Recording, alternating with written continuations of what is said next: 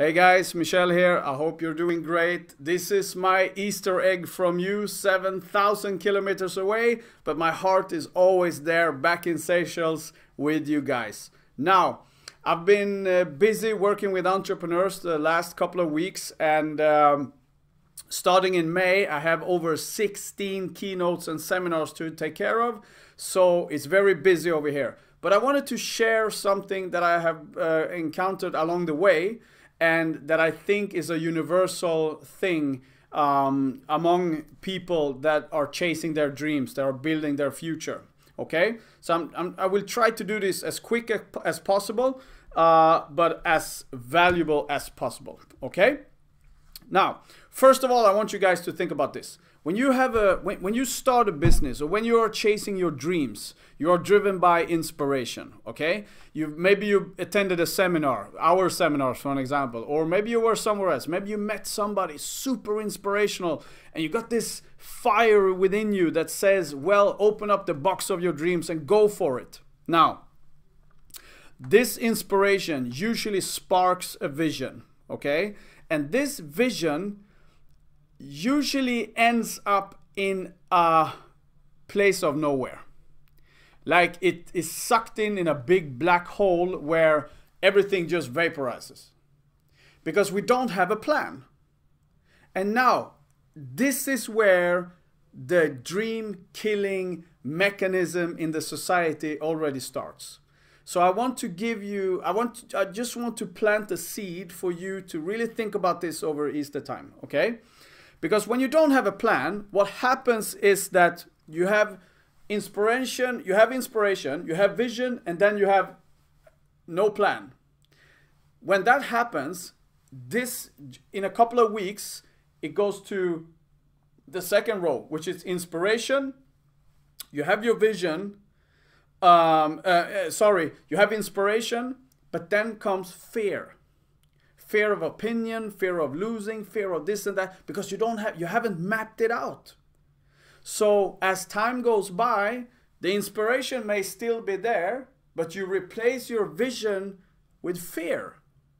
It starts to eat up the vision, almost like a cancer spreading.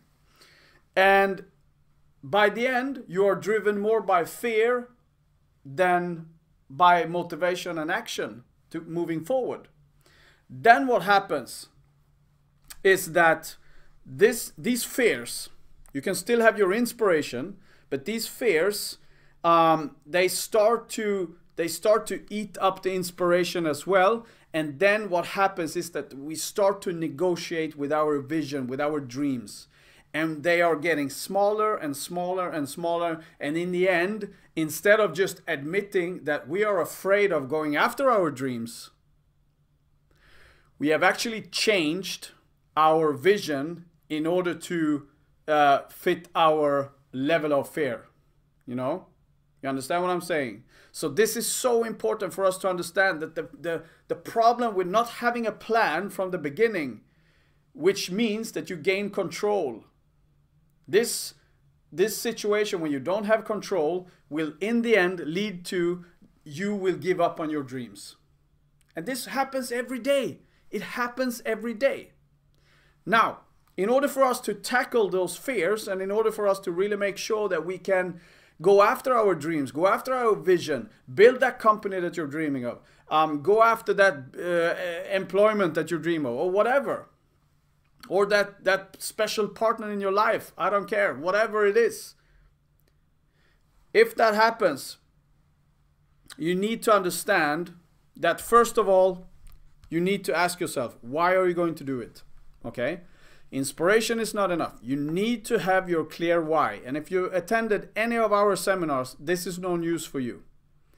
Your why is the reason why you get up in the morning. Your why is the reason why you will make it through the fire that life will put you through when you're chasing your dreams. Because once you do that, you are rewriting your destiny. And that doesn't come easy. That doesn't come without resistance. So we need to understand that in order for us to do that, we need to be prepared to take some hits. And if you don't have a strong why, you will give up on the way. Okay? So, but when the why is clear, you will be able to live with the consequences. Because I always ask these entrepreneurs that I've encountered the last couple of weeks, what is the worst thing that could happen if you would fail? If this venture would fail, what is the worst thing that could happen? And I want you to write that down. Write it down. Well, I can lose some money. People will laugh at me, whatever. But is that truly a reason for you to not go after your dreams? No, of course not. But once you write them down, once you write your fears down, once you have really mapped it out as well, you can start to recognize them and you can start to think about, okay, for me, in order to, and maybe there are some things ending up on the paper that you're really afraid of, I mean, you shouldn't be embarrassed about that. Then you can ask yourself, okay, who is the people I need around me in order for me to go through this? The people I have around me right now, will they help me go through this? Or should I add someone? Or should I cut someone off?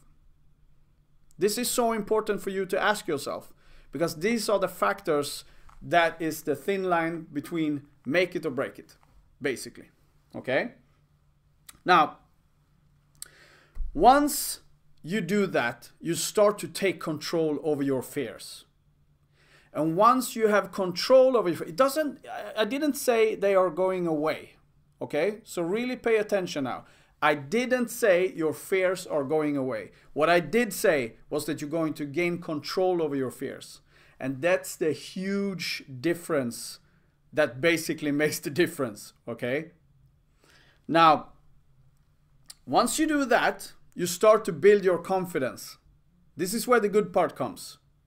You start to build your confidence, your self-confidence will grow, and you will notice that, okay, I take one step at a time, and one step at a time, and you get all these small victories along the way.